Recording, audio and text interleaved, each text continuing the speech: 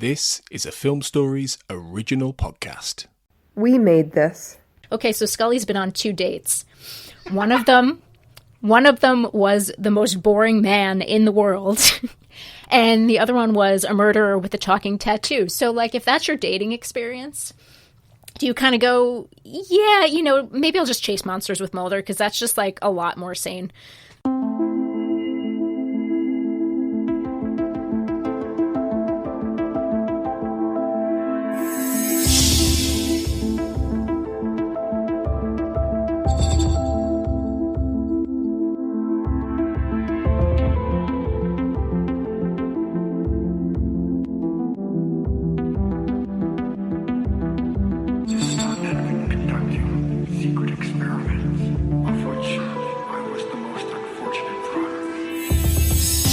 Hello and welcome to the X-Cast. We're taking a look at the 13th episode of Season 4. I'm Darren Mooney, and joining me is the wonderful Deana Ferreri, sorry, apologies. I got that horribly wrong. Very pleased to talk to you. We've been a while organising this, and I know I'm very, very excited to talk about this. I know you put a lot of I've watched this. It's great because when we were actually setting up, you mentioned you've watched this far too many times. I have also probably watched this far too many times. This is one of those great sort of polarising episodes. It's written by Glenn Morgan and James Wong, their last script for the X-Files until they came back for the revival in Season 10. It's directed by Rob Bowman, but we'll have some other stuff to talk about when it gets to that. It aired on February 2nd, 1997.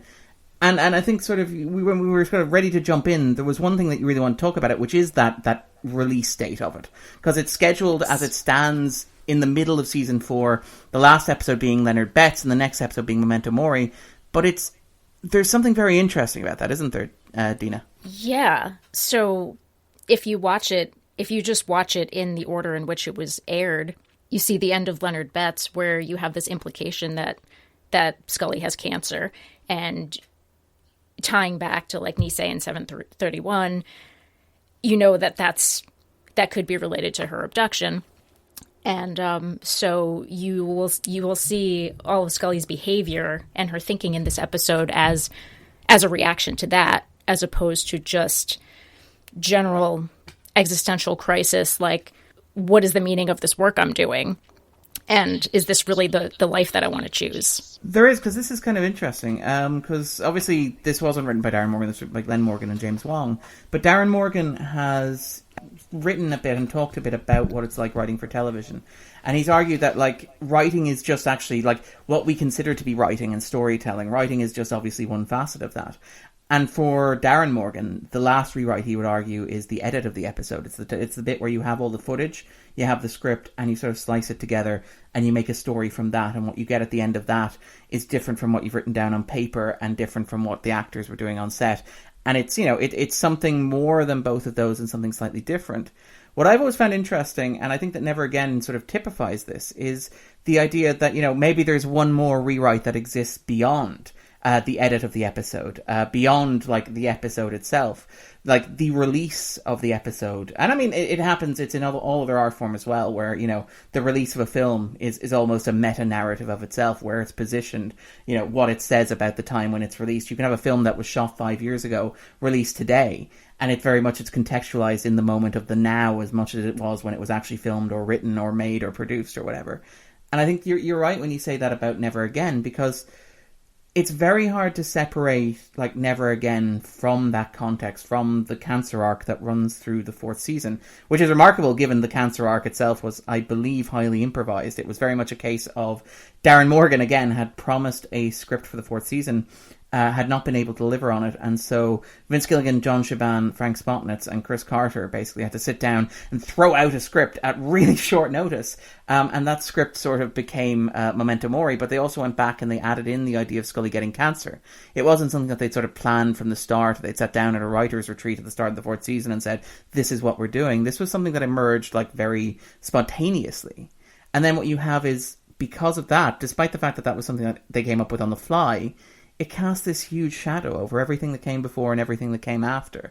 I mean, it's hard to even watch something as simple as Kaddish, which is a story about like eternal love extending beyond life and death, and not have it coloured by your knowledge that Scully's just had this confrontation with mortality, and Mulder's, sort of presumably processing what will happen if he loses the person that he cares about most in the world. And that's particularly true with Never Again, which Glenn Morgan and Jim Wong had not written with the cancer arc in mind. And when you ask them about it, they're very candid that it's not about the cancer arc.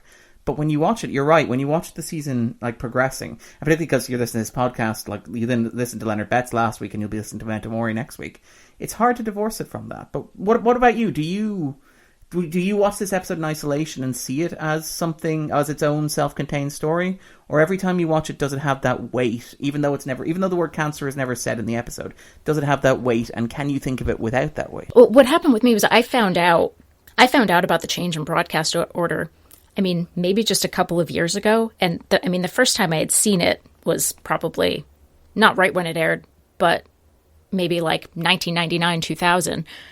And once I heard about the change in broadcast order, it made more sense to me. The whole episode like fell together in a way that it didn't when it was a reaction to the cancer diagnosis. So I really, I do think about it in isolation. And I think that's an interesting point you made about Kaddish, because I think that I read that was also filmed, before they knew the whole cancer arc was going to happen. And you have things like even like Unrequited later in the season is like set before the cancer arc with the little chirons down the bottom of the screen as well. So you have the sense in which like this big momentous thing that the writers just decided to put in the middle of the season and paid off remarkably well. We should be candid here. Like it got Gillian Anderson an Emmy that she deserved. It's one of the most beloved sort of arcs in the entire series. It's something that everybody remembers very, very fondly. And it's very powerful emotionally speaking. So like separating Never Again from that, for me, doesn't disparage the arc or doesn't dismiss the arc, or even talking about how it distorts the season around it. But it's an interesting example of like how television production works, where you have like, you're working against a deadline, you have to get a script done by Friday, like you have to have it ready to go into production the next week. It's like you don't have time to think about what you're doing. It's any idea is a good idea. Throw them all out there and like you'll pick up the pieces afterwards. And there's something very exhilarating about that. And it's maybe lost a bit in the modern era where you have like 8 episode seasons that premiere on Netflix all in one day that have been produced and written sort of like ahead of time, and where all the scripts have been greenlit, and so everybody knows where everything's going from the moment it sets out. Or even like Lost, where you argue that you have like a 5 or 10 year plan or whatever for the stuff that you're doing. It's something I kind of admire, that sort of 90s like on the flyness, that like, well, oh crap, we're not like, we literally can't stop production, so what are we going to do? Scully, the cancer in the 3rd season, there was like hints, let's do that. And it's like, I got no better idea. Yeah, I got no. which is somewhat interesting, just because it seems planned. Because that seed was planted, it seems like, they planted that seed and then they waited a little while before they did anything with it. But yeah, it's sort of surprising when you read that it was that much on the fly. Again, the wonders of sort of old-fashioned 90s television production. But yeah, and again, this is worth noting, like, Never Again was not written in that context. Because Never Again, and you're right, I look at it in a similar sort of way that you do, where I see Never Again almost as its own thing. Like, for me, Never Again doesn't belong to the cancer arc, really. It more belongs to, like, the arc of 4 episodes running in the 4th season, written by Morgan and Wong, which are dealing with their own sort of themes. Because this is the last episode that they wrote. Morgan and Wong had left the show in sort of late 2nd season with Die Hand Verletz, and I apologise to all of our German listeners for that mangled pronunciation, but The Hand That Wounds. And they sort of left and they'd gone off to do Space Above and Beyond, which was going to be like Fox's next big thing. And it wasn't. It ran 24 episodes. Myself and Tony sort of talked about it on another podcast here. And it's interesting, but it's interesting as a failure because it was cancelled after the 1st season. And Morgan and Wong have both talked about how hurt they felt by that, because they really loved the show. They really loved the cast. In fact, like, you can tell that they hired a lot of the actors from the show to come in and work on this. In particular, like, I think Rodney Rowland from this episode, Ed Jurce, is a refugee from Space Above and Beyond. But what they did was they felt that Fox hadn't supported them or encouraged them to the extent that they wanted. And they felt sort of like going back to the X-Files. And again, they talk about this interview. There's a wonderful Paula Vitaris interview in Fantastique that's available on Eat the Corn. But they also talk about this a little bit on, say, the wonderful Back to Frank Black, the book on Millennium, which has wonderful interviews and is very worth seeking out if you're a fan of either show or the work of the writers in question. But they talk about how, like, when they came back, and again, it's not like they hated the X-Files or they resented it or anything like that, but it's not where they wanted to be. And you can sort of sense that. Like, the first episode that they wrote was called Home. And it's about this really toxic home environment filled with monsters and ghouls and all sorts of freakish things. And the 4 episodes that they wrote, one of them is regarded universally as a classic. Like, I mean, many people would have Home in their top 10, top 20, top 25 X-Files episodes of all time. But the other 3 are interesting because they're kind of controversial. Because, I mean, if you look at stuff like the Musings of a Cigarette-Smoking Man is kind of controversial in terms of stuff like the canon, in terms of continuity, in terms of what it means. You've had writers on the staff who, like, disavow it as a piece of, like, continuity with the show. Although I do like that, like, one of the things that Morgan did when he came back for this was he made a point to insist that it is canon because Ronald is Deep Throat's first name. But also, even things like The Field Where I Died, which is controversial because it gets at this idea that, you know, Mulder and Scully soulmates, sort of it has this weird atmosphere that sort of like plays with audience expectations and sort of doesn't... It feels like it's kind of almost poking certain expectations in the eye, and I think it sort of rubbed people a long way, and it's still controversial. And then there's this, which is the last one, and this is also hugely controversial. What do you make of Never Again, Deana? To come off what you were just saying, I think that it's interesting that The Field Where I Died and Never Again have this thing in common where they really purposefully make you uncomfortable. And they're purposefully poking holes, as you said, but poking holes in Mulder and Scully's relationship and showing you a different... Like, one of the things I really like about Never Again is that it is a big dose of reality about what's actually going on between Mulder and Scully. That there's, you know, that their relationship is really... It's very romanticized a lot of the time. But really, it's this horribly dysfunctional, toxic relationship, and you finally see that in Never Again. And I think that's why I think one of the reasons why both Field Where I Died and Never Again are so controversial is because it pulls at the romanticized idea of Mulder and Scully's relationship. It does indeed, and this is kind of interesting because there's this thing with, and again, this is probably something that we've kind of alluded to before, where it's how you approach the X-Files and how you approach sort of television storytelling and how you process these things in continuity and stuff. And it's, do you treat the X-Files as one big single story, or do you kind of almost break it down by writer? Because, I mean, it's been observed, I think, that like Todd Vanderwerf has argued that like the X-Files was the first show on television where he started noticing the names of the writers. Because the writers are so different and they all have different perspectives. And, like, I think that, like, Mulder and Scully are fundamentally different characters depending on who's writing them at a given moment. I think, like, Vince Gilligan's version of them is different from, say, Chris Carter's or Howard Gordon's, is different from Darren Morgan's, is different from Glenn and Jim Wong's as well. And I kind of, like, part of me wonders, is part of the controversy around these 4 episodes that they feel so much like... specifically Glenn Morgan and Jim Wong's take on Mulder and Scully as opposed to like other takes by other writers. Like, I can't imagine Chris Carter ever writing a version of the relationship that was this honestly dysfunctional, if that makes sense. Yeah. Oh, yeah, I think that's a very good point. I think that's probably true. And you can probably see that in all of the back and forth about like the idea of having the sex scene in Never Again and how that didn't materialize, or mostly because, you know, Chris Carter just like did not want that in there. That's what I understand of what happened. So yeah, everybody had, or all of the writers had slightly different ideas of who Mulder is, who Scully is. And I guess that just watching, without paying attention to the names of the writers, just watching all the episodes, I guess that manifests as just different aspects of their personalities.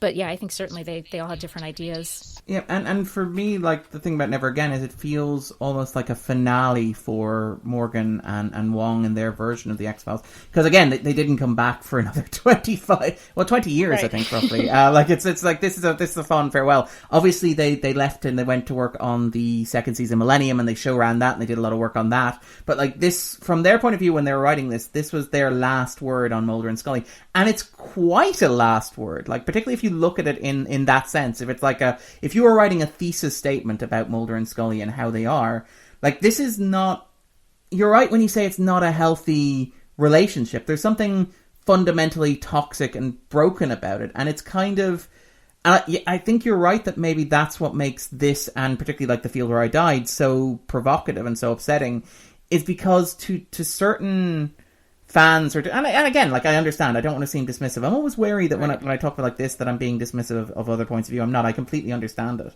and like I feel the same way about different things as well. But that it feels like a betrayal of them, because like, if you're invested in Mulder and Scully, and particularly like, and again, this is something as shippers, which is something I've described myself as shipping agnostic, which is I don't really mind if Mulder and Scully are meant to be together, or if Mulder and Scully are not meant to be together, as long as the episodes are written well. You could do like Detour is amazing. I love Detour so much, and I also love this one, and I don't think that's mutually exclusive.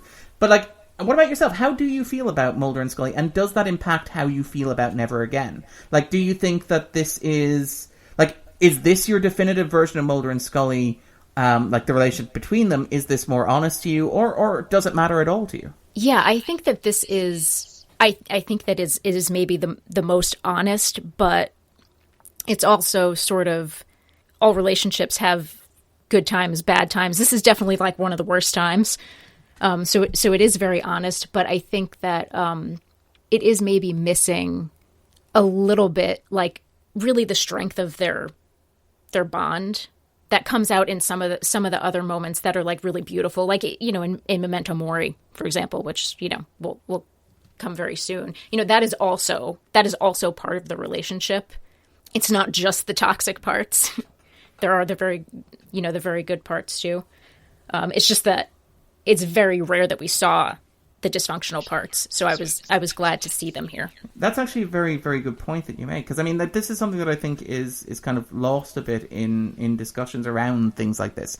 And it happens a lot in discussions of, like, modern pop culture, where you have characters and fandoms have very strong ideas about who these characters are. But you're entirely right, by the way. You mentioned, I think, a little while ago, that, like, for people who didn't notice the writers as they're watching it the first time, people who don't pay attention to the credits, that, like, the thing about Mulder and Scully is that these different perspectives on them feel very much like different facets of a personality. And there's a wonderful quote from Gillian Anderson, who's sort of quoted in one of the guidebooks, and she says that, you know, afterwards a lot of people told me that on the episode that I was so unlike Scully, or that it showed my range. I told them they were wrong. I don't think that what I did here was out of character for Scully. The only thing different is that the audience hadn't seen it before. And there is something interesting in that, because it suggests that, and you said it right there just a moment ago, that Mulder and Scully contain multitudes. That, like, any relationship, and any human being, is entirely complex. We are not reducible to a single facet of our identity or who we are. We are capable of being brilliant, loving, compassionate, but also selfish and stupid and short-sighted and idiotic in our moments. I've never heard that particular quotation before, and I think that is a really good point. I think that's another thing about the episode that makes people uncomfortable, is this idea that this behavior is out of character for Scully, and I would agree that it is not. It goes back to this idea of, like, Scully's human. You know, she has wants and desires, and yeah, we're seeing a different side of her, and I think we just can't. This whole idea of Scully just being completely independent and having, like, no romantic entanglements at all, I think that appeals to people because she doesn't allow romantic relationships to be, like, the driving force in her life, that it's an indicator of her independence. But sometimes, but she's sort of portrayed as, like, asexual sometimes, which is just not, it's not realistic and not necessarily something to aspire to. And I think also that, I mean, when I watch Scully, I really appreciate episodes where Scully becomes more real, where she's a little bit vulnerable, because so often she is just impossibly intelligent impossibly beautiful and impossibly confident all the time. And you just need, in order for her to be relatable, I mean, she needs to have some flaws, some vulnerabilities. And so I think that in Never Again, that's what happens. You see this side of Scully that she usually doesn't allow to come out. Yeah, I would sort of agree with that. And I think this is interesting. And then maybe, again, I may be oversharing here, so feel free to interrupt me if I do. But, this is the thing where when I watched The X-Files, I would have first watched The X-Files when I was a teenager. And when I was a teenager, I was a young man, and so Mulder was the character that I gravitated towards. And Mulder was the character where I was like, Mulder's what I imagine to be my idealized future self. He's very smart. He wears a suit all day. He hunts monsters. He's got a purpose. He's very important. He's going to bring down this global conspiracy. He's going to save the world. It's fantastic. He always knows exactly what he's doing, where he's going, and what his purpose is. And like as a kid, as a teenager, that sort of like really spoke to me. That was kind of like the adult life that I sort of imagined and sort of romanticized. Now, as I've gotten older, I've gotten a bit more cynical about Mulder. And I think that cynicism was always there in the show, to be fair. I think it was more that I missed it rather than because, again, I was a teenager and I was watching it. But as I've gotten older, I kind of found myself gravitating more towards Scully. And I found myself sort of more moved by Scully's arc and by Scully's perspective. And I think that Never Again is a huge part of that. I would argue my favourite episodes of the show are One Breath or Never Again, depending on which day of the week that you catch me. But a large part of why Never Again speaks to me and why it sort of resonates with me is because and again, maybe this is just I'm being overly personal and projecting, but I imagine, and I've talked to many people my same age, where you have, a lot of people have that feeling that Scully has here, which is that sense that, like, you were given, like, there are people who have purposes in life, and people who know exactly what they're doing, and people who like are so guided and so single-minded and so focused in what they want to accomplish that it's just dazzling to look at. I mean, there's that sequence early on in The Office where, you know, Mulder's pointing out, he's like, I worked my ass off to get these files opened. You were just assigned. This is my life. That sort of stuff, you know? Right. Yeah. And it's and even like the little bit where like he's forced to take holiday leave, and in Mulder's world, even that is like a conspiracy against him. Part of me can't help but think this is just another way to get me out of here, because everything is about you, Mulder. And again, Scully's pointed out that no, it's not, which is quite pointed and quite accurate. But like that sense of purpose is like romantic and it's attractive. But at the same time, as I've grown up, I found myself gravitating more towards the idea of Scully. And again, maybe this is a generational thing, maybe it's a personal thing, but it's the idea that, like, when I was a kid, I knew what I wanted to be and what I wanted to do. And again, like, you know, Scully wanted to be a doctor all along, but, you know, I wanted to be a lawyer. And then I got out of college, and it didn't materialize that way. And there are lots of reasons for that are very boring, and I won't bore listeners for it. But, you know, things that were outside my control. I end up in a situation where I'm happy, I'm stable, I'm doing good work, I'm respected at what I do. I take pride in what I do. I work with people who know what they're doing. And you know, that, like, it's a good life that I have. But there are times when I sit there and I look at it and I wonder, is this what I was meant to do? Is this what I want to do? Have I ended up here by, like, did I make any conscious choices that got me to this point in my life? Or have I been a passenger? And that sort of, like, really speaks to me and about Scully's arc here, because she didn't choose to be on the X-Files. She was assigned there. And a lot of the stuff that's happened to Scully over the course of the show, like the abduction arc, for example, which was, and again, the abduction arc was, she was taken away from Mulder is how the show framed it. You know, it was very much a way of victimizing and hurting Mulder. It wasn't about her in any way, shape or form. She was, like, victimized by incident. And this thing becomes a huge part of her. It's why she has the cancer, for example, like in the 4th season. But it's not a choice that she made. She was just assigned to Mulder. She ended up there by the look of the draw. If she hadn't been taken into Blevins' meeting room at that moment in time, would she have an entirely different life? And like that really speaks to me about the episode and the show. But what about yourself? Yes, that same thing definitely speaks to me. And it's interesting you bring up, like, having a personal connection to, well, like you were talking about a little more of a connection to Mulder when you were younger, and then later Scully. And I have sort of a similar thing. I mean, when I first started watching the show, I was about 18, and I thought Mulder was, like, so cool and rebellious. And I watch it now, and I'm like, how did he not get fired? And also, like, he really can be a jerk to Scully. And also specifically for this episode, the first time I saw it, when I was probably around 18 or 19, like, I didn't really like it. It just, like, it made me very uncomfortable. I just didn't get it. And then, one day when I was about the age that Scully would have been at this time, it was like maybe like early 30s, I watched it again. And I was, at that point, I said, oh, now I understand. I understand getting to this point in your life where you say, this is not what I was going for. Like, I made all these decisions. I made all these choices with this certain vision of my life in mind, and this is not what I had in mind. And how did I get here? And do I want to keep making these choices every day? And also that feeling of, I'm not a kid anymore. I can't just say, well, it's, I'm still young. I'll get to this place I want to be. It's like, no, this actually is my life. And what do I do now? What am I doing here? And do I want to keep doing this? And I mean, even that urge that you have, where, and again, this is, maybe I'm being overly personal, I'm projecting far too much of myself onto it, but it's that little bit where when you realize that there's part of you that wants to almost be destructive in a really juvenile way, where it's like, you don't really want to blow up your life because you recognize, like, objectively that your life is good, like, it may not be what you want it to be, but, it's solid and it's sturdy and, it's stable.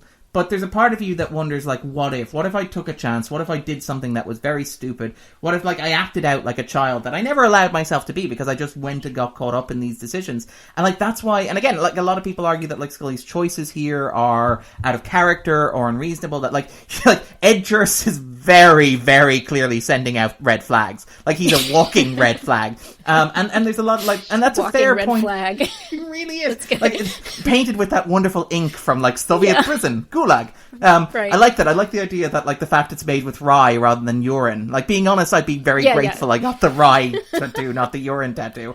But, like, he's a walking, like, bright red flag. Literally everything that he does seems to exist to, like, tell Scully, no, bad choice. Go to the hotel bar, meet somebody there, it will probably be a good idea. It will probably be better.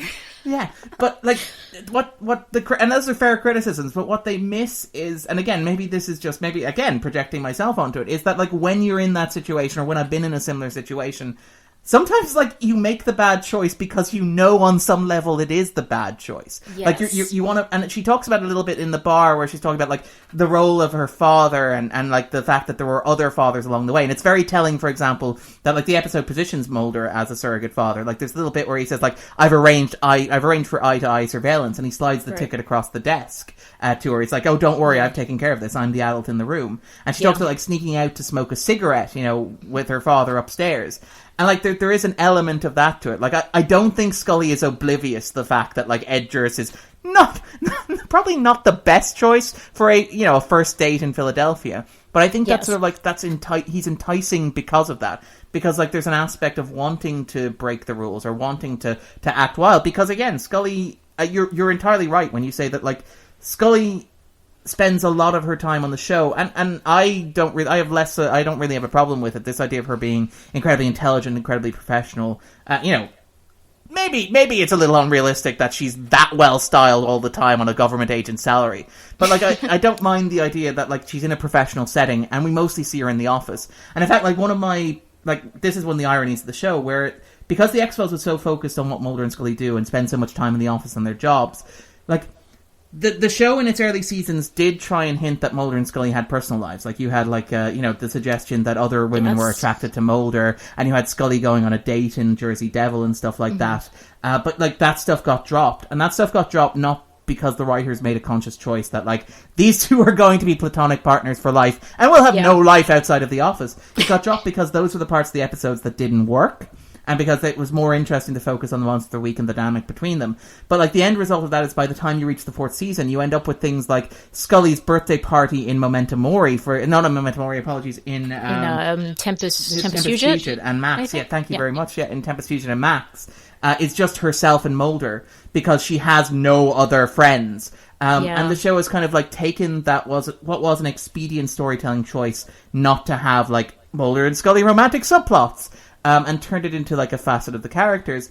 But, like, I like that aspect of, like, I like the sense that, like, Scully is perfectly professional, very intelligent, and really good at her job.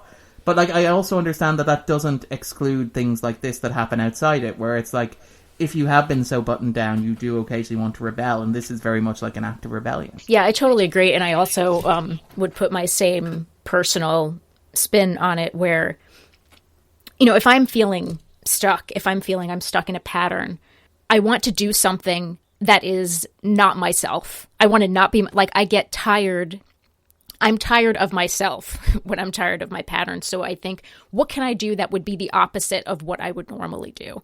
I think that's what Scully is doing. And the most anti-Scully thing Scully could probably do is go out with this guy who is the walking red flag, and also, oh, by the way, get a tattoo in this place where she knows that they're somehow connected to organized crime, and she knows the guy makes the dye from grasses he found outside the Soviet prison yard.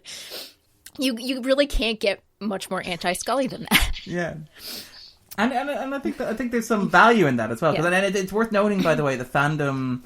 Again, there is some reaction to say 3 in the second season, which is basically Mulder's version of this, where he goes out and gets involved in a vampire murder cult. But it's less extreme in terms of, and it's kind of interesting. Do you think is there a gendered component to that? Is it because in the first couple of seasons when Mulder has his dalliances outside the office or whatever, there's a tendency to write those off as maybe out of character slightly, but they don't tend to get the same strong reaction that Never Again does. Is there an aspect of that? I think so. Yeah, I decided to go back and watch 3 to think about that, because they're very similar situations in that in both instances, either Mulder or Scully is sleeping with the monster of the story. But Mulder, he knows the woman is a vampire, and he puts himself in that situation anyway. So, there's that. And he also, I think, sort of lies to the police about whether, saying she's not going to come back to her house, even though he knows she is going to come back. And I think as far as the way they're treated sort of unequally is that Mulder gets to have this little adventure, and then it just gets to be his secret. Whereas when it happens to Scully, it becomes public and Mulder shames her for it. I think there has to be a gender component to that. There is indeed. And even in the episodes themselves where Mulder's you point out Mulder dealing with the police, Scully gets to deal with the police here as well, but that's it's a very gendered dynamic where they walk in and there's that awkward little glance where she has to say, look, I will treat it in confidence. This isn't what it looks like. I'm not, that sort of thing. I am a professional. I am your equivalent. Treat me in that way, which is kind of an interesting little inclusion in an episode as well. That is very much engaged with gender as well. I think the episode as a whole is very much engaged. Yeah, I think a lot of times, probably still, societally, we have a problem with a woman being both sexual and professional responsible, like that those two things can't go together, but never really had that problem thinking about men that way. We mentioned the idea of rebellion, and I had found some information from a poll on the topic of tattoos. And so this is a Harris poll, is from 2015. And so surveying people who did not have tattoos, 50% of them thought that a person with a tattoo is more likely to be rebellious. And the other way around, surveying the people who did have tattoos, I forget what 27% said it made them feel more rebellious. So I feel like the tattoo is just a classic. It's just a classic idea of rebelling. In addition to the idea of it's, the marking the moment, it's seen as rebellion. It's also a way of sort of literally marking your skin and literally sort of leaving a mark on yourself, as you said, literally marking the moment. But it's a way of sort of this is kind of interesting because the show, it Never Again always feels very personal and very broad. It's very personal in the sense that I think in Back to Frank Black, Glenn Morgan mentions that the way that himself and Wong split the work, they wrote, I think, 7 scripts for the 4th season of The X-Files and the 3rd season of Millennium. Sorry, 1st season of Millennium, apologies. And what they did to divvy out the work was Morgan he focused on the 4 scripts for The X-Files, and Wong tended to focus, he directed Music of Cigarette Smoking Man, obviously, but he also took charge of the 3 scripts that they wrote for Millennium. And Morgan has talked a lot about how when he was doing this, it was a very tough year for him personally. And in particular, he talks about like the irony of like writing Never Again, which is a sequence. It opens with a sequence in which Ed Juris is served with his divorce papers around the same time that his own marriage was sort of at the time was in trouble and was going to end in a separation.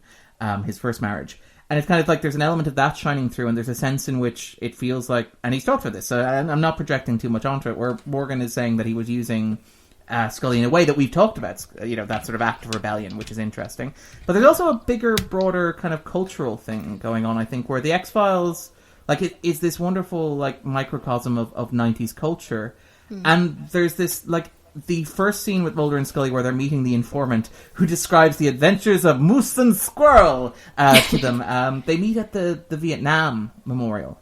And there's this wonderful little shot. And again, it's the little sort of marker left there for a relative. I think it's a brother. But it's we know what you did was right is written there with a little toy car and the rose petal that Scully kind of takes. And I wonder if that's kind of getting at... And again, the X-Files deals with these big sort of 90s anxieties about stuff like the end of history and the idea of, like, a generation confronting the unipolar moment and the idea that, like, the 90s at the time seemed relatively stable. Now, we know now that everything that was happening and bubbling behind the scenes and sort of, like, getting ready to explode. But at the time, after the Cold War, everything seemed very relaxed and very peaceful. And there's a sense that, like, that peace might continue in perpetuity. And watching that sequence, and particularly the decision to have the opening scene where Scully is bored out of her mind by the presentation at the Vietnam Memorial, feels like it's kind of getting at something kind of broader in that 90s kind of pop culture mindset. It's something like Fight Club, has that, again, which is one of those Euro movies of the 90s, but think along the lines of, say, The Matrix and things like that. But Fight Club has that monologue from Tyler Durden where he's talking about, our great war is a spiritual one, our great depression is our lives. But there's a sense of a generation that doesn't have a conflict against which they might easily define themselves. In the same way that, like, earlier generations would have had, the greatest generation won the Second World War, and so they're defined by that. You have the Vietnam War, which obviously left its own scars, but it shaped a generation. You have the Cold War, this struggle against an evil empire, and that sort of, like, defined American identity in the 90s. And then, up until the 80s. And then you have the 90s, where America is a sole superpower. There's nobody who can challenge it. The country is relatively financially prosperous, having, returned from the early recessions and stuff like that.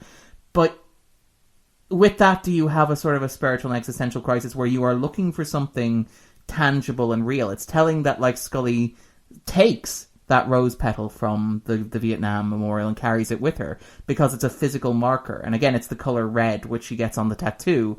And I wonder, like, you point out the tattoo, like, as a way of marking the moment, but it's also a way of marking your skin. Because, like, if you have lived a life that's, like, and again, this is, like, obviously Scully hasn't lived a life where she's been unaffected. She has been scarred, she's been assaulted, she's been abducted, she's been victimized. But, like, if you're talking about that broader cultural malaise, and if you're looking at that, like, midlife crisis anxiety that's running through the show and the episode, like, is the tattoo like a way of Scully literally making a mark on her skin as if to acknowledge that, like, there's some physicality, there's something tangible and something real about the moment? Or am I reading too much into it? Oh, I don't think so. I think that's a really interesting observation. Even just the use of the color red, I really didn't think about that before with the rose petal. And, Scully's wearing a red suit, I think, in the when they're in the office talking the next day. And yeah, I've heard a lot about this idea of the 90s as sort of like there was no big crisis that everyone was dealing with. So that that has to be a factor that has to play into all of this. And again, that sense of even the end of history, Scully's talking about, while my own life is standing still. But even like the tattoo that Scully gets is the Ouroboros, which is, you could read that if you want as a sly nod to Millennium, although apparently it was not intended as such.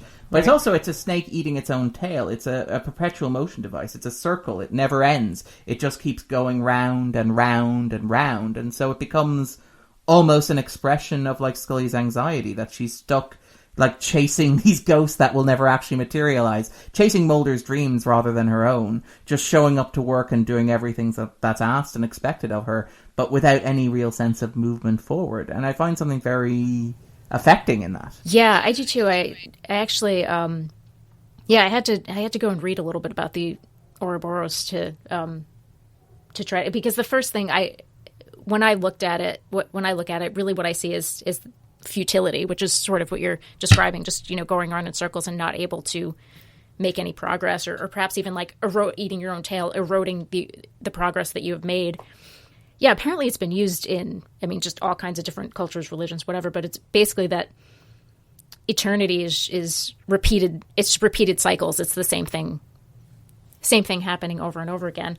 And I think especially when we're looking at Mulder and Scully, well, Scully more in particular, their whole, maybe in sort of an abstract way, their whole struggle against the whole conspiracy. It's this sort of like faceless thing, and every time they think they're getting closer, well, actually they're really not, and that really seems like it's as Scully said, maybe going around in circles, but maybe not, maybe an endless line where there's actually there's no light at the end of the tunnel. There's no end point. They will never actually bring these people to justice who hurt Scully and hurt so many other people. There is, and it's kind of interesting in the context of the show as well. And I don't know whether this is intentional or whether this is me reading too much into it.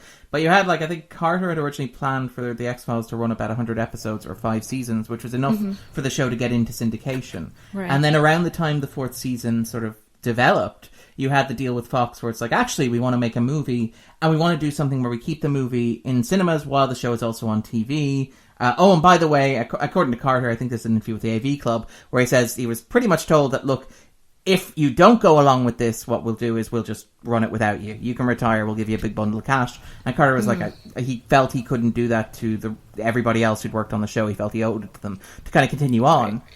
And you have this thing and again, it's a larger 4th season thing, where when I'm watching the show, and I keep in mind that I love the mythology episodes in the 4th season. I have a soft spot for Herrenvolk. I think Gethsemane is one of the best mythology episodes ever. I think Tempest, Fugitive, and Max are episodes that people really sleep on as well in terms of being great. But in the sense of the mythology and in the sense of what Mulder and Scully are doing, and this is interesting because you talked about the conspiracy there and how it feels like an endless circle. In the first 3 seasons, there was at least a sense of logical progression. It always felt like they were getting closer to something, to figuring out what something was. And then with the 4th season, and I wonder if this is a result of the fact that Carter and the production team realized that the show was going to be continuing for another couple of years, everything seems to slow down, and there's very little in the sense of real tangible forward momentum progress. In fact, there's a significant amount of regression. Mulder starts to doubt that everything, starts to believe that maybe everything he believed was a lie, for example. But even Max and Tempest Fugit, which, wonderful episodes, but part of what makes them wonderful episodes is that they're not about colonization. They're not about a shadowy government plan. They're just about this one person who had something horrible happen to him and kind of dealing with the aftermath. And I think that you're right that the Ouroboros and that perpetual circle really feels, and again, it obviously reflects that political context of the 90s, that personal arc that Scully's on, but it also, to me, also kind of captures that sense when you're watching the 4th season of the show itself, wondering if it's going to be going around in circles, chasing its own tail for a little while. And again, maybe I'm reading too much into it. Yeah, that makes a lot of sense. And I sometimes have trouble with the sequence of the mythology, because I started watching during season 6. Actually, the first episode I ever saw was Two Fathers. So basically, the first thing I saw was the complete end of the original mythology. So I saw everything out of order. And so I have trouble remembering what happens before what. But yeah, that what you're saying makes a whole lot of sense, that in addition to just chasing the conspiracy is chasing your tail. It's like the whole show is sort of chasing its tail because, well, now we have to keep this conspiracy going. We have to keep this mythology going. And I mean, you also had around the 4th season, you started having, because I think the Oklahoma City bombing was around the same time as well. So the show gets a lot more introspective about its conspiracy stuff. Because again, the X-Files was a show about questioning authority, and Carter was very clear that it was always about questioning authority. But in the wake of stuff like the Oklahoma City bombing, you had this idea of militias and paranoia coming forward. So the show becomes a lot more introspective about the use of paranoia that it's doing. So you have stuff like the militias in Tunguska and Terma, for example. They're used again in Unrequited. But you even have things like Mulder questioning whether or not this belief in conspiracy is a good thing in Gethsemane. So it really does feel like the show is the show's a lot more reflective in its 4th season than it was earlier, and this feels very much like an extension of that, at least to me. Yeah, and actually that is an interesting point that goes back to what you were saying earlier about like the final rewrite. I mean, actually, things completely external to the show are going to affect the way the audience views what's going on. If they, think so. That can really change how you're looking at it too. One of the big questions I have about this episode is, are we, the audience, or the writers, are we letting Ed off way too easy? So I was reading, I think it was the Cinefantastique, the thing on Eat the Corn that had some interviews with Glenn Morgan, and he talked about how he didn't see Ed Durst as a villain. He was somebody who was under the control of this hallucination. And I really, when I'm watching this episode, I go back and forth about whether he really did intend to hurt these women, or really wanted to hurt these women. How and how conscious he was of really what he was doing, and do we like let him off the hook because he sticks his arm in the fire at the end? That's interesting. Or did it really? Because also the tattoo artist, he says, the tattoo puts everybody on your gets skin. Tattoo you deserve. Everyone gets the tattoo they deserve, and no refunds. The tattoo puts on the skin what really lies inside your soul, or it's something along those lines. And that to me says that these urges to hurt these women who he felt were controlling him, they were always there. And somehow, like, a switch flipped and he acted on them. And there's also the implication at the end, and Mulder says something about how the level of ergot alkaloids in the blood should not have caused hallucinations. So I sort of go back and forth. And even within the episode, there are parts where I sort of feel a little sympathy for him, but then I don't. And so I'm wondering what you think about that. That's interesting, because I thought I read all the Glenn Morgan interviews, because I think I must have missed that quote. Because I never... This is interesting, because I've never really felt that much sympathy for Ed. I mean, I think he's a well-developed character. And I think that Rodney Rowland does great work, and I think he's very well written. But I've always sort of... And again, this is maybe something that when I came back to it when I was older, because like when I was a kid, it was like, well, this is clearly an episode about a spooky tattoo. Nothing else going on here. No subtext. Killer tattoo. It's like, Killer tattoo. And somehow Killer Tattoo is not a comedy. Somehow. But because it sounds like it should be. It really does. Because again, this is the thing where I was younger and I was watching and it was very literal minded.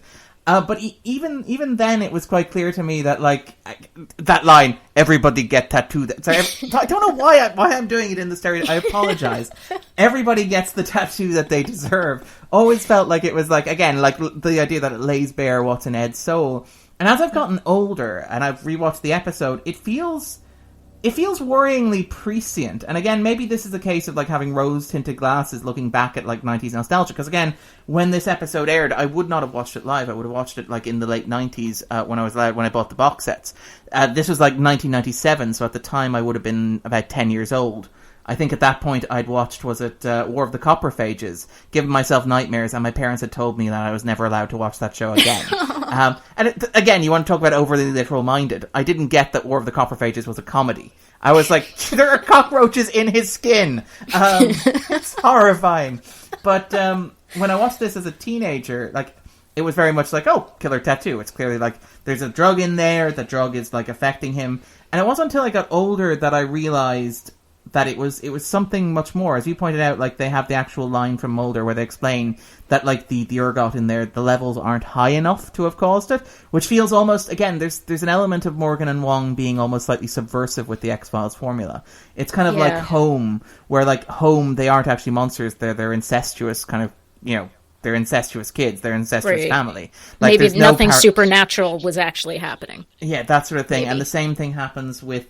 And the same thing sort of happens here as well, where it's like, so it looks like it's a setup for an X-Files episode where there's something paranormal or supernatural, and then at the end it's just like, nope, turns out this guy probably really just hated women. And it like, watching it now, it feels like it prefigures, and again, this is me looking back with nostalgia, I was 10 years old, I don't know what the state of the men's rights activist sort of community was in the 90s. Like, I'm aware that there was some pushback happening towards feminism, and third wave feminism was sort of on the way in, and that there was this debate about like masculine identity and this stuff, but I wasn't aware whether or not at this stage it had sort of like metastasized into what we associate with certain masculine rights movements today, if that makes sense, where there's a real aggression and a real hatred of women and of women's liberation and of women's sort of progress in society. Because one of the things that the episode does really well is it very effectively establishes this idea of Jurs being in a position, repeatedly, positions where women have power and authority over him, and how that makes him uncomfortable. You have the opening sequence where he gets divorced, which is obviously, like, it's very clear that it's his wife's decision, and it's implied that he's separated from his kids. That photo that he has, that heartbreaking photo of him holding his own kids, presumably because he can't see them anymore. But even things like at work, you know, taking the call with the woman on the call, who's, you know, very clearly not interested in what he's saying, and having to pitch aggressively to her in order to maintain his livelihood. And then obviously the boss as well, the one who fires him. And you have this sense of, like, gradually stewing resentment in there. I mean, there's the line, the voice inside his head from the tattoo, which, and again, we'll talk about the tattoo in a moment. A wonderful performance from a great guest star. But you have this, the voice inside his head saying, even the Jehovah Witness babe doesn't want anything to do with you. Yeah. And there's a sense that, like, Ed has felt, like, marginalized and brushed aside and neglected and disrespected by the women around him. And so he feels entitled to more, and he feels so aggressive about it. And a lot of that, when I watch it, and again, this is the thing where you watch the X-Files, like you talked about the context changing. Like, I mean, you could argue that the show is still being rewritten, because when I watched it in 2018 or 2019, I see something very different than I watched it even in 2014 or 2013, which would be my last sort of major rewatch of it. But like watching that now, Ed Jurs's psychology seems very close to capturing a lot of what you have from certain reactive elements along the lines of this sort of resentment of the idea of women being empowered and being sort of pushed forward. And I think it's handled very, very well. I think it's handled, like, you get a sense, like, and I think you're right that Ed Jurs seems like a sympathetic guy. Like, you do have a certain amount of sympathy for the situation in which he's found himself. Like, you know, there's a sense that he maybe works quite hard at his job. Like, he's been there for a while. He clearly wants to impress Scully. He wants to be useful. When he's begging to keep his job, there's a sense that, like, he genuinely is remorseful for what happened. And all of this is, you know, and he does want to get help. There's there's a moment where Scully's like, look, we'll go in together and we'll do this together. And she tells him that, like, the ergot has, like, a hallucinogenic property. And he's like, this is great for him, because he wants to believe that, like, the voice inside his head isn't him. It's a way of externalizing all that resentment that he has inside himself. And there's something very nuanced in that. It's not a cartoon. He's not a two-dimensional caricature. But at the same time, I like that the show is unambiguous in that, like, despite the fact that Ed wants to believe that this hatred of women, you know, I mean, he actually literally says she hates women. And it's like, like, I can understand why you want to believe that, Ed, but it's not her it's who hates women. You. Yeah. Now that you mentioned, that might be an effect of watching it today versus maybe even just 10 years ago, because these things in society have really gotten so much more intense that you see that a little more. And I think I didn't really think about this until recently, but there's sort of a parallel too between Ed is in this situation where he resents women who he feels are controlling him, and that's also one of the things that Scully's dealing with. It's the pattern that she doesn't like about herself and would really like to change, is that she allows men to control her, and how, like, the two of them sort of get, and so maybe she sort of intuitively sees Ed as, like, the opposite of Mulder, because he's not controlling. He's being controlled, even though she doesn't necessarily know that. But there's something he is some sort of signal he's putting out that she's picking up. And there's a very effective contrast. And I think you're right that it's very, like you mentioned earlier, the episode's gendered. It's very clearly gendered. But you have this idea that, like, when Scully is acting out against this idea of, like, the people who control her life, she does it in a way that is, like, self-destructive and self-harming. And it's very much like, and even, like, you can tell in that conversation where, like, she's at the dive bar, you know, Ed, take me to that dive bar, which is one of those great kind of, like, sleazy chat-up lines along the lines of draw me like your French girls. Take me to that dive bar. But it's where she's talking about, like, how there were other fathers. There's a sense in which she almost resents herself for being in that situation. She recognizes that it's, like, her pattern of behavior that's wrong. Yes. And Ed does the exact opposite. Ed doesn't take responsibility or you know, doesn't acknowledge his own responsibility. Like, the tattoo is on his arm, and it's his hands that do the killing, you know, so you have that sort of, like, disconnect almost between himself and the hands that he uses to, like, cause pain and suffering. But, like, he's very keen to, he blames, it's her, she hates women, but it's even like he blames the women around him for his own feelings of inadequacy. When the tattoo whispers in his ear, you're a loser, that's not coming from anywhere external. That's coming from him. That's his own assessment. But he doesn't react to that by, like, fixing his life or by trying to make himself feel better about himself. He acts out against other people. He breaks into, like, he tosses stuff across desks. Yes. He breaks into into apartments, and he murders women. And, like, that's an interesting contrast between the two, a yin and a yang almost, between, like, how you respond to those. That is very interesting, and I think, like, a lot of times when people describe this episode, they talk about Scully is rebelling against Mulder, and I would argue, no, she's not rebelling against Mulder. She's rebelling against herself. She's rebelling against her patterns, that because she really does see, like you said, that it is her own decisions, her own tendencies that puts her in these positions. And Ed seems to be doing just the opposite. He completely sort of lacks any sense of self-awareness or introspection. Like, it's very much like the tattoo is just a way for him to blame his own actions or inadequacies on something else, you know, which is kind of, it's fascinating. And, the tattoo is just another controlling woman. Yeah, that's it exactly. It's just a controlling woman that happens to hate the other controlling women who have hurt him. So that sort of lets him off. It's like, it's the perfect alibi. Whereas, you know, Scully doesn't make any excuses for her actions. Like, she's aware in this that she's acting on her own behest. Like, she could very easily, you know, have claimed that, you know, well, it was maybe it was that I got drunk, or, you know, I had bad choices, or I was in the middle of a midlife crisis, or any of that sort of stuff. But she takes ownership of it, even when she's sitting down. She doesn't, like, share that with Mulder. She doesn't share a lot, but she seems to acknowledge that, like, the choices that she made resulted in her being in that situation, and she sort of owns them, if that makes sense. Yeah, I think so. Just in terms of other stuff, it's worth noting as well, the episode's guest star, possibly the biggest guest star ever, and it does that wonderful thing of possibly the biggest X-Files guest star ever, which is the wonderful Jodie Foster, who voices the tattoo Betty.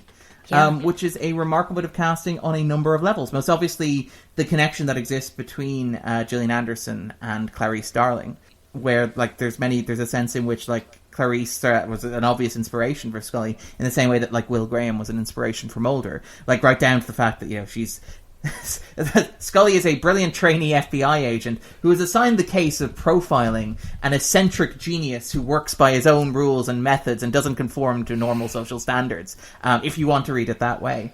But it's really good casting. And again, it's something that, like, TV does a lot of, which is, like, if you can get somebody really famous, if all you're going to do is ask them to record voiceover for, like, 2 hours. And so they're more willing to do it. But it's really, really good. And it's really effective. And I think it's actually quite brave of Foster. I have a huge amount of respect for Foster for doing this, because obviously you're familiar with the incident with Ronald Reagan. During her freshman year at Yale in 1980 and 1981, Foster was stalked by John W. Hinckley Jr., who developed an obsession with her after watching Taxi Driver. He'd been stalking her for a while. On the 30th of March 1981, Hinckley attempted to assassinate US President Ronald Reagan, wounding him and 3 other people, claiming that his motive was to impress Foster. Oh, I did not know that part of the story. But yeah, he claimed to have been motivated by her. And again, this is an example of another man doing something horrible, but trying to put the blame of it on a woman. And trying to say that it's her fault as well. And, like, she was required to give videotape testimony, Foster was, which was played at the trial, which is I imagine, a harrowing experience, particularly like she was very young at that moment as well.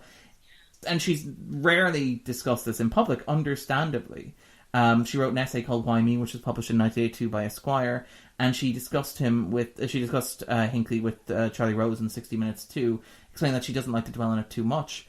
But it feels almost like Never Again is a way of Foster playing with that, or acknowledging that, or dealing with that by like playing the voice inside the head of a very troubled man, refusing to take refusing to take sort of stock of his own actions. And it's a very brave decision from Foster as an actor, and it's playful, but it also feels like a statement on her behalf. And again, this is the thing where you have her almost refusing to be sort of like defined by that, where you have her almost like I don't want to say playing, because that seems very callous for like an assassination attempt. Like Hinckley did hurt people and did and caused very serious harm. But it does feel like Foster's almost taking ownership of that story by being cast, by playing that role in Never Again. And she has great fun with it. It's a really great guest performance. Oh, yeah. Yeah, speaking of her performance, this section at the end toward the end, where Ed is carrying Scully, who is unconscious, down the stairs toward the furnace, because every apartment building just has a very readily accessible like fire pit in the basement. But because we see another one in Milagro. It's Milagro, later. Yeah. Milagro has very similar vibes to this. Yeah, but anyway, there's Jodie Foster is doing this cackle that is so frightening, so frightening. But I think one interesting thing that comes up with that is this idea, like, when she's saying burn her, it's this idea of like witch burning. Really coincidentally found out by, searching around yesterday that apparently ergot poisoning from rye is actually thought to be a factor in what led up to the Salem witch trials. Rye was their staple grain at the time. There were rainy, wet conditions that year that would have spurred on the growth of the fungus. And the symptoms of the convulsive type of ergotism were very similar to those that were described as bewitchments in those trials. Yeah, being honest, it wouldn't surprise me if that was something that was very conscious and something that was very sort of thought out. Because the episode is surprisingly conscious in terms of gender. It's kind of like it's very aware of the things that it's playing with and how in particular it's playing with them. And I think that like a lot of Morgan and Wong scripts really are. I think that, like, for example, One Breath, which is one of my favourite episodes, but that's another episode that's very conscious around things like gender dynamics. It's very much about rejecting the idea of, like, the rape revenge fantasy by having Mulder, understand that he can't avenge Scully and that trying to avenge, like, her is the worst thing he could do. All he needs to do is actually just be there for her and support her. And I think that, I think Morgan and Wong are very sort of conscious of those kind of dynamics when they're writing their scripts. And I think it's very intentional right down to the casting of Foster as Betty as well here. It is worth noting, actually, that this is an episode that changed a great deal during its development and production. I think that originally Glenn Morgan had wanted to do an episode about Lincoln's ghost. Like his original pitch. Like, wow, that is very different. I'm trying to imagine, like, how that would work exactly, like, where the twist would be. Although I do like the image of Rodney Rowland wearing a Lincoln beard. But, it was really going to be, like, the story of Lincoln's ghost, I think, haunting the White House of all places. Yeah. Which would have been a very, very different episode. It was also supposed to be directed by Quentin Tarantino. Right. Who was, at that stage, sort of like, he was doing his diligence in television. I think he directed an episode of Eeyore. He'd done one of the episodes of Eeyore, which again was kind of written around and sort of very much to emphasize his sort of skill. Tarantino was very interested in doing the X-Files, but the problem that arose was that you had to be, in order to direct for television, for a major television production, you had to be, I think it was a member of the Directors Guild of America. You may also have to be to direct a film, but that's all based on unions. It is possible for you to direct a feature film without being a member of the union if you have a kind of a production team that you're willing to work with. It's a lot harder when you're working in television, where you're joining a production team that already exists and so is already unionized and so already has standards. So what he managed to do when he directed Eeyore was Tarantino got a waiver from the Guild that allowed him to do television without being a member, with an understanding on the Guild's behalf that he would apply for membership later on. He never did. And so when he came back and tried to get another waiver for the X-Files, they turned him down. Now he did a couple of years later do the Buried Alive episode of CSI, which is remarkable. It's very worth seeking out. Even if you don't like CSI, I wholeheartedly recommend it. It's a miniature Tarantino movie in terms of CSI, where one of the leads ends up buried alive, as the title implies. But it's a Tarantino story through and through, right down to having a poker game with Tony Curtis in it for some reason. But it's interesting because you can tell... Rob Bowman directs this episode, and Bowman is one of my favourite X-Files directors. He's really, really great. And he's really great when he gets a script that sort of like catches his interest, because he's a very cinematic director. Obviously, he directed Fight the Future as well, and he sort of tried to branch off into film sort of after the X-Files. He did Reign of Fire, I think, with Christian Bale and Matthew McConaughey. But I really like how he directs kind of Never Again, and it feels a little bit like he's almost trying to do the Tarantino thing, where you have like these wonderful shots of the camera pushing in and zooming out from doors, and you have like, again, you mentioned that sequence with the burn her lover, which is like with the Mark Snow synthesizer roaring in the background, the camera sort of like panning down. You mentioned the demonic style furnace, which is lit entirely in red. It's very much like everything in the episode goes up to 11, and it's amazing because we spent like the first 40 minutes of this talking about like Never Again is a very solemn episode that explores midlife crisis as something that, everybody goes through. It's a very personal experience. And then you get to the climax of the episode, and it's like, synthesizer of doom, flames of hell, Jodie Foster cackling on the soundtrack, and everything goes up to 11. Yeah, I think the music is really good in this one, and it's different. It's very different from a lot. Like I would say the two scenes, the tattoo scene, the music in the tattoo scene, and then also the one we were just talking about when, during the fight and going down to the furnace, like that very urgent synthesizer. Like you said, it really does just go right up to 11. It really does, and it's great because it does that without sacrificing any of the other stuff happening in it. Like, again, like it's a very complex psychological portrait of Scully, but it's also pure pulp all the way through. And I kind of love that it can do that. It's very rare that you can do that. But I think the X-Files did that remarkably well. And it's kind of interesting because we talk about, like, the horror genre at the moment, like, elevated horror in inverted commas, but stuff like Jordan Peele's work, which is, like, it's horror, but it's also, other stuff as well. And again, that's not disparaged. The horror genre has always been about, like, politics and about contemporary society. Wes Craven, John Carpenter, but even back to stuff like Hitchcock and all that sort of stuff. But, like, I mean, watching the X-Files and, like, watching episodes like this, it really feels like it prefigures a lot of like modern horror cinema, where it's like, this is something that is very important and very personal and very profound, but also there's a synthesizer and a furnace and a tattoo that's going to murder you. And it's that wonderful juxtaposition, which I absolutely adore. And it also seems to do that thing that a couple of the Morgan and Wong episodes, like Home did, like taking a song that's like, really not at all threatening, like as the backdrop to a murder. And I actually wondered, so when Ed murders his downstairs neighbor, Kay Schilling, the song that's playing is Doesn't Somebody Want to Be Wanted? And I can't think of the artist right now, but I don't know if it's a coincidence, but there's a reference, like, with Tarantino, there's a reference to that song in Reservoir Dogs.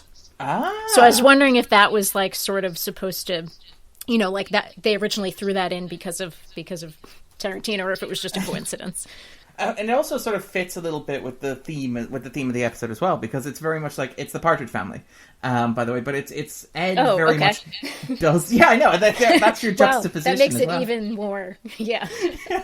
But again, and that's the wonderful, where, like, I mean, the famous story about Home is that they couldn't get was it Johnny Mathis's version, because somebody told Johnny Mathis what the episode was about, and he was like, no!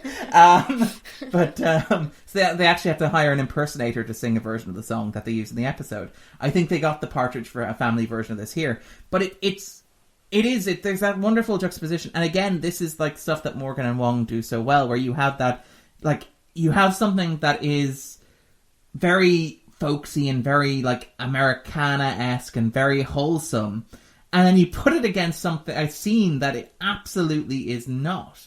And I mean, they did it, like, again, they did it with Home with Wonderful Wonderful, but they also did it, they've done it a couple of times as well. They did it with, they do it in the Millennium as well, where they have, like, A Horse with No Name is used very, very effectively, and other songs as well are used during they have an entire, like, music video sequence in the second season finale, where the world ends via a set of sort of, like, abstract hallucinations set to Patti Smith's horses, which is something to behold.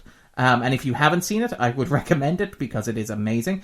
But yeah, it's got this... There is something very...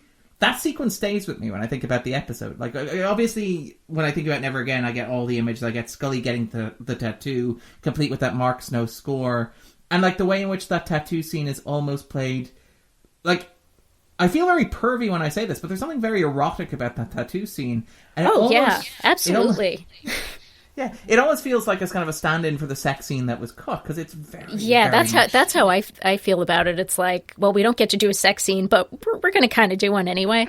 Sexiest tattoo ever.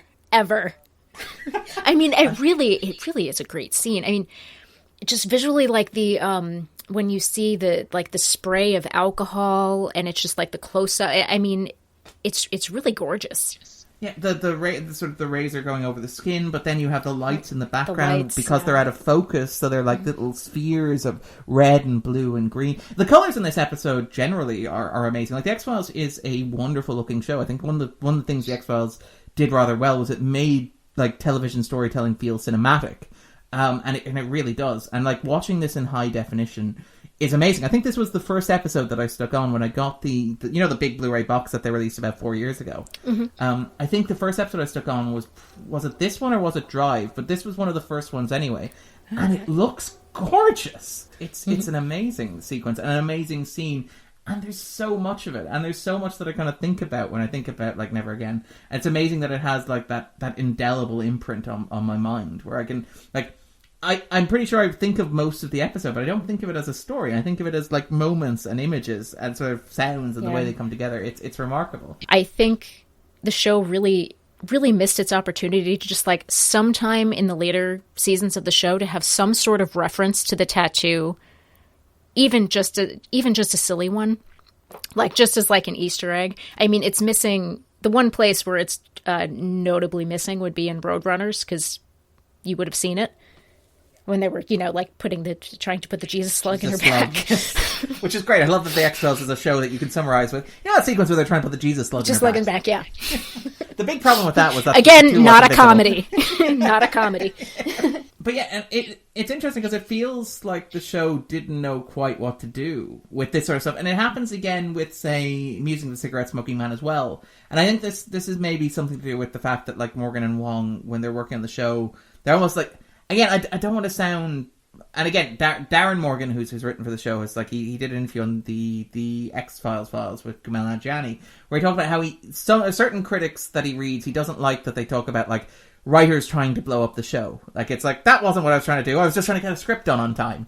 And those are the ideas that came to me. And so I'm hesitant to ascribe motivation or anything like that, but it does feel like Morgan and Wong were kind of, like, deconstructing certain aspects of the show, and that made the show a little bit uncomfortable.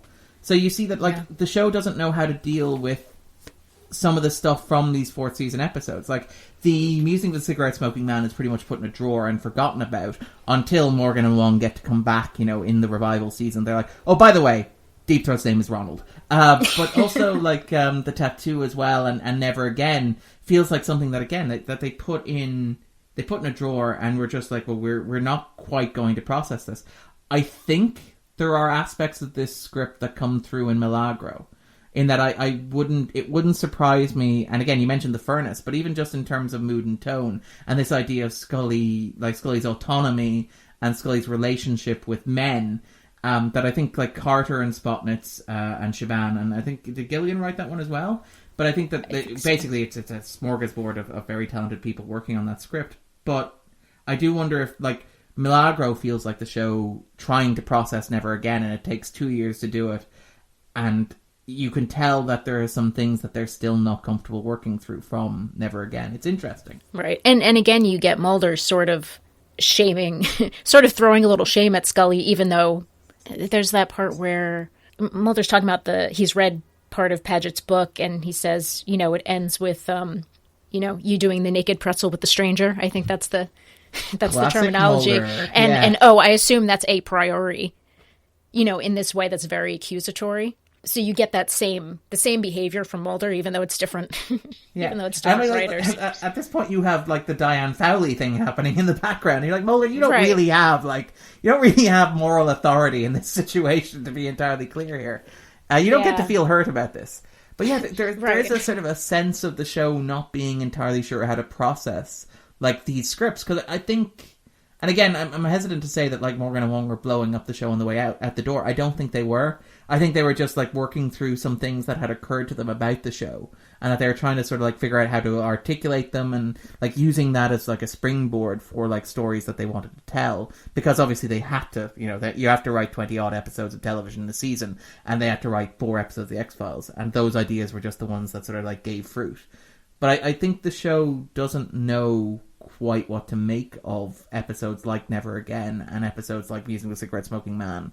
And I think that I think it's interesting because like even after the fact, and this is a nice sort of dovetail back to what we were talking about at the start of the hour, but like even fandom I think doesn't quite know what to make of it. I think that when it was released it was controversial. I think that in the years since maybe things have mellowed on it slightly, maybe fandom's mellowed on it a little bit, but you still have a very strong reaction from people, like where people either really like it or really don't like it, and there's no real sort of middle ground, I think. Yeah, I think that's true, and it definitely, I mean, if you look at The Field Where I Died, I don't think that has mellowed. People seem to have like the really, really strong opinion, so that's probably true with this episode too.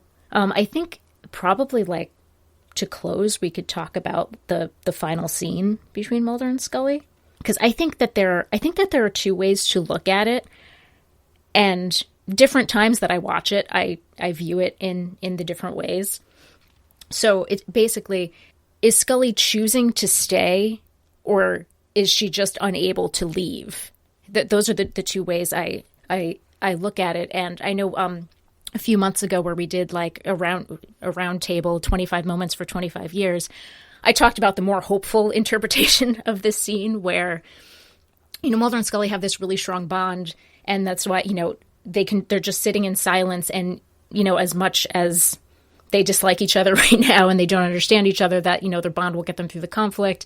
And also, okay, so Scully has been through this ordeal, right? And at this point, maybe she has proven to herself that Mulder does not control her, and she's shown him in this really screwed up way, but shown him that he's not the center of her universe. So she is making a conscious choice. This is actually where I want to be.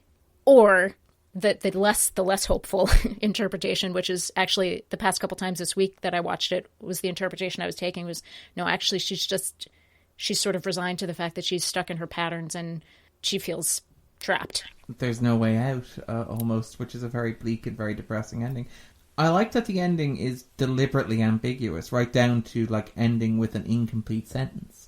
There's the wonderful bit where like the closing line is, Scully's like, "This is my life," and Mulder's like, "Yes, but it's," and he just leaves it hanging. And in addition to leaving it hanging, you see that he's starting to say "my." He's starting to say something with the letter M, which you think is "my," and you just it really is left hanging.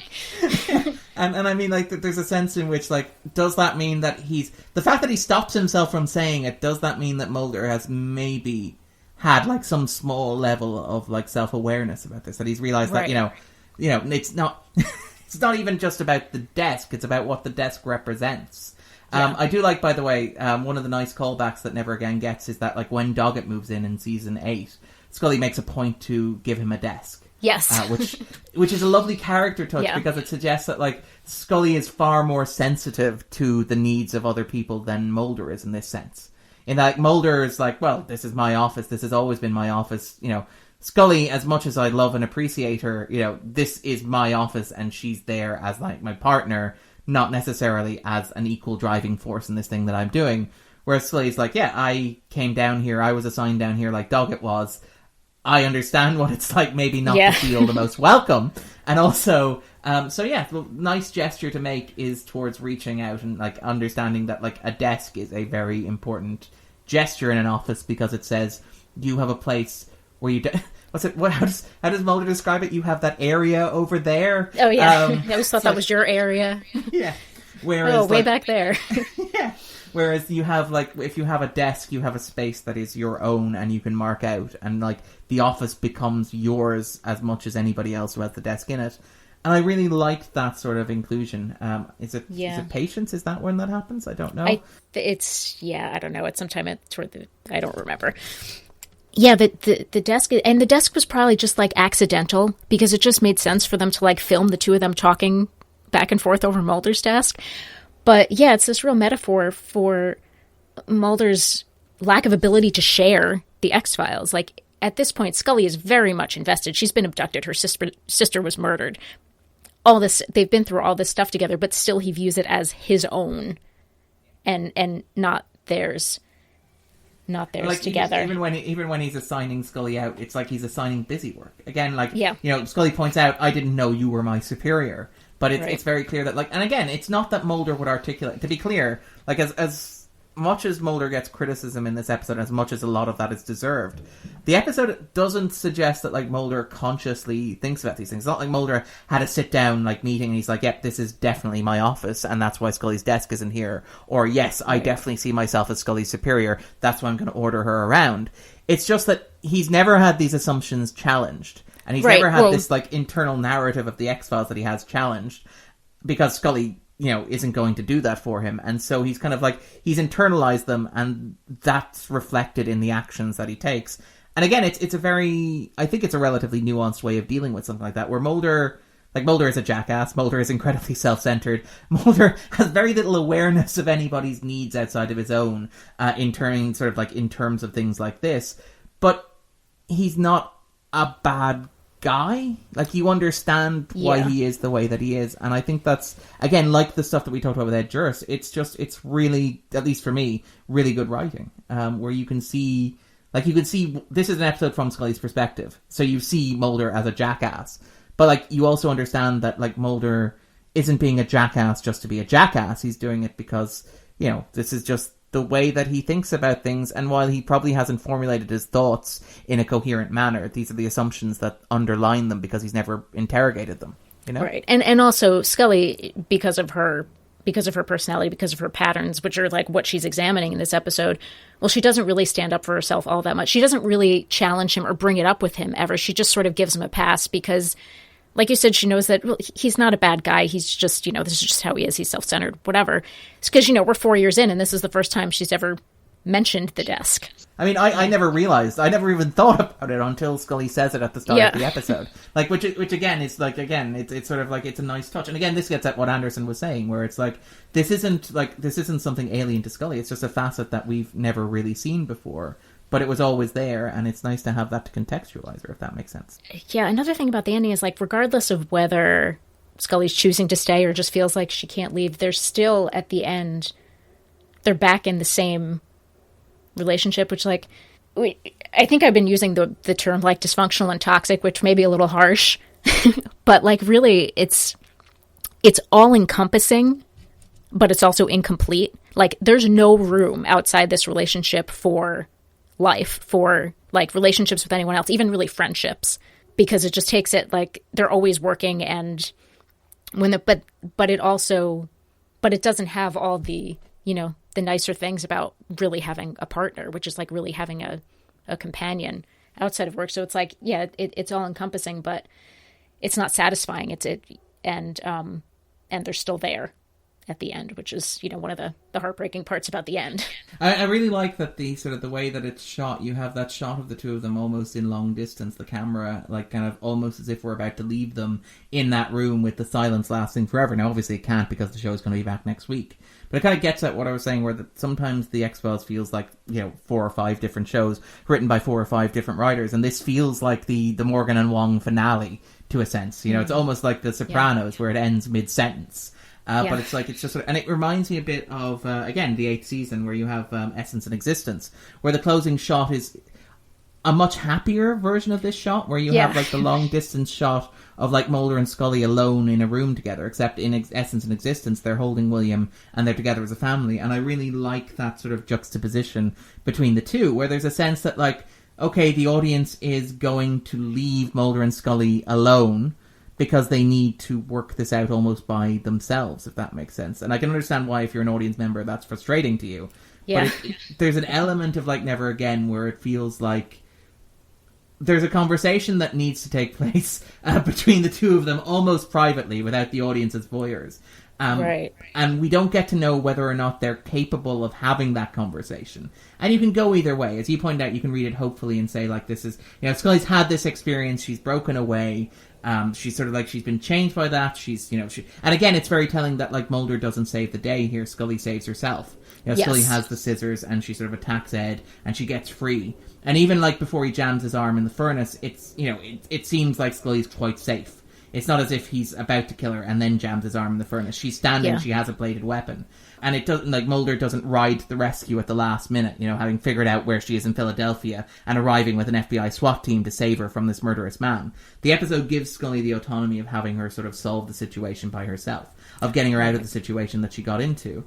I appreciate that about that. And there's also the part where she picks up the phone and calls Mulder and then hangs up the phone because she wants to resolve this herself. She understands that it's kind of her situation. This is her choice. And again, this is the thing where she takes ownership of it almost, to a sense. And there's a sense that maybe she does it too much. Maybe she shouldn't. Maybe she should reach out and call for help. But it feels like a very true character beat to her. And particularly in the context of this episode and what it's doing, that she's like, I made my choice. I'm going to deal with this. I'm going to process this. And I like that the show almost suggests that, like, you can read, as you point out, you can read it either a really depressing way or a really happy way. But the show gives Mulder and Scully the space as characters where there's an ambiguity and you can read it either way depending on how you choose to see the relationship. And I like that. I mean, like, there's an argument that ambiguity can be, sometimes a little bit cheeky, a little bit lazy. It saves you having to come up with a hard answer to a tough question. But I like it here because it does feel like these two writers, when they were writing it, thought this would be the last time that they'd be working on Mulder and Scully and the X-Files. And it's like, we're just going to throw the question out there. And it's not really for us to answer because, we're not running this show at the moment. We're packing our bags and moving on. It's for either the other writers on staff to deal with, which they don't really, but also the audience who are watching this to reach their own conclusions on. And I think that's something I really admire about the episode, if that makes sense. Yeah, I think so. I do too. I think it because you can watch it. I mean, however many times I've seen this, my imagination is still running at the end every time. And each time, and I don't always think about it the same way each time. So yeah, I do like that about the episode. Perfect. Is there anything else that we haven't talked about? We've talked quite a bit, but it's great. There's so much here. It's so meaty. You can just dig into it. So this is a question for the next X-Files or X-Cast sort of round table. Is Dana Scully's dating experience. What does it have to say about 21st century social media or social sort of dating or dating applications online? Would Scully have better luck on Tinder, do we think?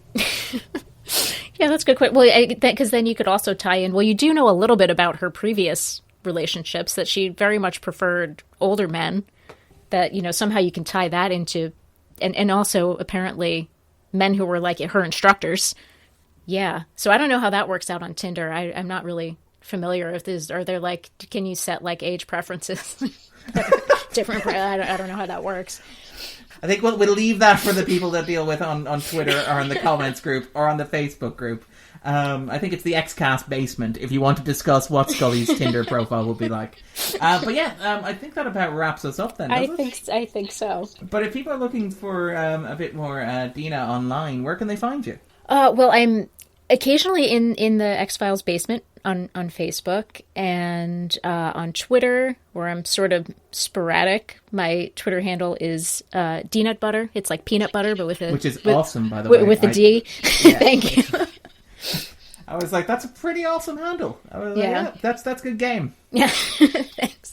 Perfect. You can follow me at Darren_Mooney. I co-host a bunch of other podcasts, including the Scannon podcast, which is the Irish film podcast, and the 250 with my friend Andrew. And I think Tony has actually guested on that a couple of times, and will probably have guested around the time this is released, covering Avengers Endgame. So we go through one of the IMDb's top 250 movies, or bottom 100 movies, one at a time each week, and sort of have discussions about that. And sort of invite a bunch of people who know much more about films, and are much more entertaining than we are, to sort of discuss us and break them down with us. So yeah, you can check that out. New episodes drop weekly. Until then, trust no one.